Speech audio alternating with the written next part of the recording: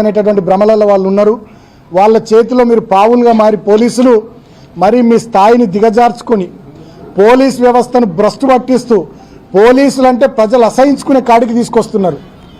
మొన్న మా ఇంటి దగ్గర కూడా పెద్ద ఎత్తున నన్ను అరెస్ట్ చేసే సందర్భంలో మా కార్యకర్తలు నిరసన తెలిపితే శాంతియుతంగా వాళ్ళ మీద లాఠీచార్జ్ చేశారు. డీసీపీ అంటాడట, ఏసీపీ అంటాడట, కొట్టుర్రా కొడుకుల్ని అని. సరే కొట్టిర్రు, ఓకే, మంచిది, ఓకే, మీ టైం కొట్టిరు కదా, సరే మంచిది, సంతోషం. అదే రోజు 17వ రోజు కూడా మా కార్యకర్తలను కొట్టిర్రు. 18వ రోజు ఇక్కడ కొట్టిర్రు. తర్వాత నన్ను హాస్పిటల్ నుండి టెస్టులు చేయించి కోర్టుకు తీసుకుపోయే క్రమంలో మా కార్యకర్తలు అక్కడ నన్ను చూస్తేందుకు వస్తే అక్కడ లాఠీచార్జ్ చేసి రైబీ చౌరస్తాలో కోర్టు దగ్గర కూడా అత్యుత్సాహంతో నన్ను జైలుకు తీసుకొని పోయేటప్పుడు అప్పుడు కూడా మా కార్యకర్తల మీద లాఠీచార్జ్ చేసిర్రు. సరే ఓకే, సంతోషం, బాగా కొట్టిర్రు, బాగా కొడుతుర్రు, బాగా ఇబ్బందులు పెడుతుర్రు మమ్మలను. సరే, I love you Vivek, I love you, I love you Vivek, చాలా ఇబ్బంది పెడుతున్నావు, సంతోషం, ఓకే, నో ప్రాబ్లం. సరే, కానీ ఏదేమైనా అంతిమంగా ఒక మాట మాత్రం నేను తెలియజేస్తూ ఉన్నా, ఏది వట్టిగా పోదు, అన్ని ప్రజలు గమనిస్తూ ఉన్నారు. ఇలా మేమేందో మీరేందో ప్రజల ముందే అన్ని ప్రజాక్షేత్రంలో ఉన్నాయి. మేము ఎట్లా ప్రవర్తిస్తున్నాం, మీరు ఎట్లా ప్రవర్తిస్తున్నారో రాష్ట్ర ప్రజలు చూస్తూ ఉన్నారు, కేతన్పల్లి మున్సిపాలిటీ ప్రజలు చూస్తూ ఉన్నారు. అంతిమంగా ప్రజాస్వామ్యంలో ప్రజలు గొప్పోళ్ళు, ప్రజలు ఇక్కడ తీర్పు ఇచ్చిర్రు ఆల్రెడీ ఎన్నికకు సంబంధించి. అయినా కూడా నువ్వు సైంధవుడిలాగా అడ్డం పడుతూ ఉన్నావు, దాన్ని కూడా గమనిస్తూ ఉన్నారు. డెఫినెట్గా రాబోయే రోజుల్లో సరే ప్రజలే మీ విషయంలో ఏం చేయాలో ప్రజలే ఆలోచిస్తారు. నేను మాత్రం అంతిమంగా జిల్లా అధికారులను కోరుతా ఉన్నా, రాష్ట్ర ఎన్నికల కమిషన్ను కోరుతా ఉన్నా, పారదర్శకంగా కేతన్పల్లి మున్సిపాలిటీ ఎన్నిక జరిగేటట్టుగా రాష్ట్ర ఎన్నికల కమిషన్ చొరవ తీసుకోవాల్సిందిగా నేను కోరుతా ఉన్నా. జిల్లా అధికారుల మీద మాకు నమ్మకం లేదు. వీళ్ళంతా ఆల్రెడీ జిల్లా అధికారులే, పేరుకు మంచిర్యాల జిల్లా అధికారులు, కానీ వీళ్ళంతా Visakha industries employees. Visakha industries ఎంప్లాయీసే మంచిర్యాల జిల్లా అధికారులు, వాళ్ళు పోలీసు వాళ్ళు కానీ రెవెన్యూ వాళ్ళు కానీ ఎవరన్నా కానీ. అట్లా అయిపోయింది, ఏం చేస్తాం.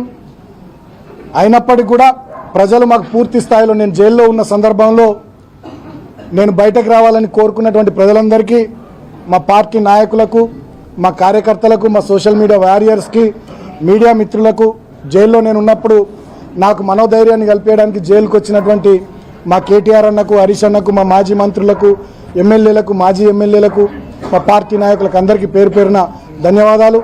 నాకు బెయిల్ రావడానికి ఎప్పటికప్పుడు మా లీగల్ టీంతోని అటు హైదరాబాద్లో, ఇటు మంచిర్యాలలో, చెన్నూరులో ఎప్పటికప్పుడు వాళ్ళతో మాట్లాడుతూ విషయాలు తెలుసుకుంటూ నాకు బెయిల్ రావడానికి లీగల్ టీంని ఎప్పటికప్పుడు అలర్ట్ చేసిన మా పార్టీ పెద్దలు, తెలంగాణ తొలి ముఖ్యమంత్రి కేసీఆర్ గారికి హృదయపూర్వకంగా కృతజ్ఞతలు తెలియజేసుకుంటూ అంతిమంగా నేను మీడియాను కోరుతా ఉన్నా, ప్రజాస్వామ్యంలో మీరు 4th ఎస్టేటు, మరి కేతన్పల్లి మున్సిపాలిటీ ఎన్నికను మరి మీరే, వాస్తవానికి మెజారిటీ ఈజ్ లా, మాకు మెజారిటీ ఉంది, 22లో 14 మేము ఉన్నాం.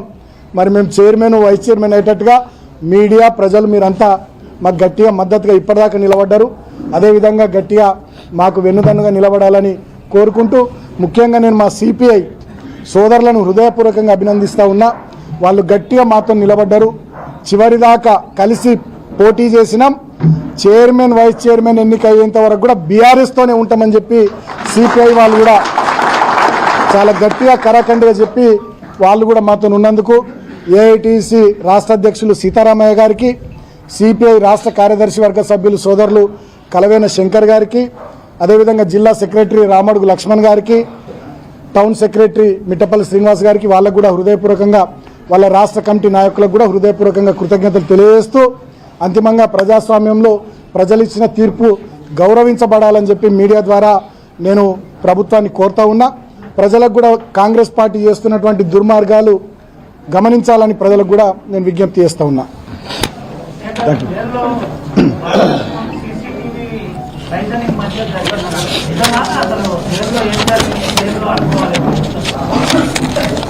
అంటే నేను ఉండేటటువంటి ఆ బ్యారెక్లో సీసీటీవీ ఫుటేజ్ పెట్టి నాదంతా రెగ్యులర్గా మానిటర్ చేసిర్రు. సరిగా వాళ్ళకి పైకి వెళ్ళి ఆఫీసర్స్ ప్రెషరు రిస్ట్రిక్ట్ చేసిర్రు. బాగా చెప్పిన గొంతు పోయినా, ఇప్పటికి గొంతు ఇంకా కోలుకోలే, గొంతు పోయినా 1-2 డేస్ కొంచెం లైట్గా ఫీవర్ వచ్చినా రకరకాలుగా ఏమున్నా దోమలు బాగున్నా పెద్దగా ఏం సహకరించాలి, ఇబ్బందులు పెట్టిరు. ఇక అందుకనే కదా వివేక్ ఐ లవ్ యూ చెప్పిన, చాలా ఇబ్బందులు పెట్టినామని. కేసులు అన్నారు కోట నియోజకవర్గంలో నియోజకవర్గం కొనసాగుతున్నారు, పోలీసుల మీద తీవ్రమైన ఆరోపణ చేశారు. డీసీపీ స్థాయి నుండి ఎస్ఐ వరకు కేసులు ఇక్కడ వరకు అవుతాయా? మీరు ఇచ్చి ఇప్పుడు ఆరోపణ చేసిన దాని మీద కేసులు అయ్యే అవకాశం ఉంది? ఇక వాళ్ళ చేతిలో లాఠీ ఉంది, నెత్తి మీద టోపీ ఉంది, వాళ్ళ చేతిలో రాజ్యం ఉంది. ఇంకా ఎన్ని కేసులు పెడతారో, ఇంకెన్నిసార్లు మమ్మల్ని అరెస్ట్ చేసి జైళ్ళకి పంపిస్తారో, లాస్ట్కు వివేక్ ఏదో రోజు కోపం సాయంత్రాన్ని చంపేపిస్తాడో కూడా తెలియదు, ఏం చేస్తారో తెలియదు. వాళ్ళు అంత జిద్దుగా ఉన్నారు, దీన్ని ఎంత దూరం తీసుకుపోతారో తెలియదు. ఇప్పుడు గింత జరిగిన తర్వాత కూడా మా కౌన్సిలర్లకు సంబంధించిన బంధువుల దగ్గరికి, మిత్రుల దగ్గరికి పోయి వాళ్ళను బాల్కసుమన్ కిడ్నాప్ చేసిండు, సిపిఐ వాళ్ళు కిడ్నాప్ చేసిరని చెప్పి పిటిషన్లు ఇయ్యరని పోలీసు వాళ్ళు పోతుర్రంటే ఇంతకన్నా దుర్మార్గం ఇంకేముంటుంది, ఇంతకన్నా అన్యాయం ఇంకేమైనా ఉంటుందా? కాబట్టి వాళ్ళ పంచాయతీ చేరలేదు, అందుకనే గొడవ పెట్టుకున్నారు. సిపిఐ బీఆర్ఎస్ గొడవ పెట్టుకున్నారు, పదవుల పంచాయతీ చేరలేదు. ఒకటి. రెండో అంశం, నేను ఎక్కడ కాంప్లైంట్ ఇవ్వలేదు. కానిస్టేబుల్ రాకేష్ పై జరిగిన దాడిలో బాలకృష్ణ అరెస్ట్ చేసిన. మీరు అడిగిన ప్రశ్నకు 2 విషయాలు. ఒకటి, బీఆర్ఎస్ పార్టీ సిపిఐ పార్టీ అసలు మాకు లొల్లే లేదు, లొల్లి పెట్టుకునేది కాంగ్రెస్ సిపిఐ, కాబట్టే సిపిఐ మాత్రం వచ్చింది. రైట్, మేము చైర్మన్, వాళ్ళు వైస్ చైర్మన్, పదవుల పంపకం కూడా క్లియర్. 4 కోఆప్షన్స్లో మాకు 3, వాళ్ళకు 1, అది కూడా క్లియర్. సో మీ ఫస్ట్ క్వశ్చన్కి ఆన్సర్ అయిపోయింది. ఇక రెండో క్వశ్చన్, ఆయన ఏమన్నాడు, నేనేం కంప్లైంట్ ఇవ్వలేదు అన్నాడు. 17వ తేదీ నాడు సాయంత్రం చెన్నూరు ఎమ్మెల్యే క్యాంప్ ఆఫీస్లో మంత్రి వివేక్ గారు పెట్టిన ప్రెస్ మీట్ బయటకు తీయండి మీరు. బాల్కసుమన్ మీద ఇమీడియట్గా హత్యాయత్నం కేసు పెట్టాలని చెప్పి ఆర్డర్స్ పాస్ చేసిండు మంత్రి గారు. అది నోరా మరి ఏంది మీరే చెప్పాలి. ఆయననే 17వ తేదీ సాయంత్రం ఎమ్మెల్యే క్యాంప్ ఆఫీస్లో బాల్కసుమన్ మీద హత్యాయత్నం కేసు పెట్టాలని చెప్పిండు. మళ్ళీ ఇప్పుడు రాష్ట్రమంతా ఆయన చీతు అని తిట్టేసరికి నేను అనలే అంటున్నాడు. అదేదో సినిమాలో జోక్ ఉంటుందిగా, వీడు దొంగతనం చేస్తాడు కానీ దొరికిపోవడం వీడికి అలవాటు అన్నట్టు వివేక్ గారు అంటాడు, మళ్ళీ నేను అనలేదని తప్పించుకుంటాడు. ఆయననే కదా 17వ తారీఖు నాడు అన్నది, మళ్ళీ ఇప్పుడు ఆయననే నేను అనలేదంటే ఎట్లా?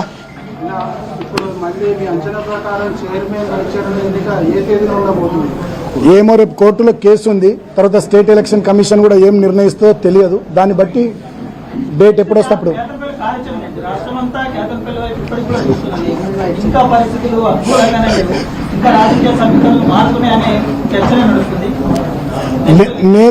నేను ఒక్కటి మాత్రం బలంగా చెప్తా, ఏ రోజు ఎన్నిక జరిగినా చైర్మన్గా బీఆర్ఎస్ పార్టీ, వైస్ చైర్మన్గా సిపిఐ పార్టీ గెలుస్తుంది. మా 14 మంది కౌన్సిలర్లు, 10 మంది బీఆర్ఎస్, 4 సిపిఐ ఇంటాక్ట్ ఉన్నారు, ఫుల్ క్లారిటీతో ఉన్నారు, చాలా క్లియర్గా ఉన్నారు. ఏ రోజు ఎన్నిక పెట్టినా 14 చేతులు మాకు అనుకూలంగా లేస్తాయి. బీఆర్ఎస్ పార్టీ వాళ్ళు చైర్మన్ అవుతారు, సిపిఐ పార్టీ వాళ్ళు వైస్ చైర్మన్ అవుతారు. Right, thank you. జై తెలంగాణ. ప్రలోభ పెట్టేటటువంటి ప్రయత్నం చేసినప్పటికి కూడా మా 14 మంది కౌన్సిలర్లు ఏకతాటి మీద ఉండడం జరిగింది. దాన్ని భరించ